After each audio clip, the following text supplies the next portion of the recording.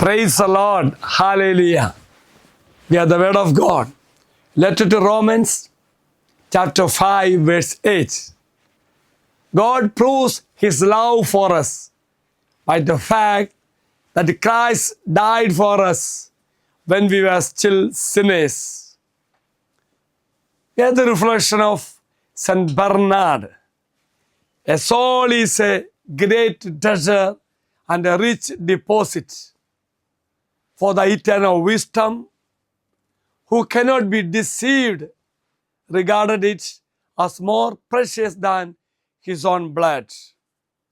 Dear friends, this verse highlights the unconditional and sacrificial nature of God's love, emphasizing that Christ's death on the cross was an act of love motivated by God's love for humanity, even while they were still in a state of sin. It signifies us that God's love is not earned or based on human merit, but is a free gift offered to all.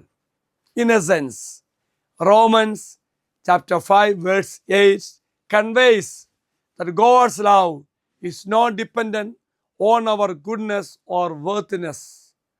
Instead, it is a love that was demonstrated through the ultimate sacrifice of His Son Jesus Christ, even when humanity was at its worst. Let us pray. Heavenly Father, let me never forget the incomparable value of my immortal soul. Help me to be willing to die rather than risk doing anything to lose that soul. The Lord be with you. May Almighty God bless you.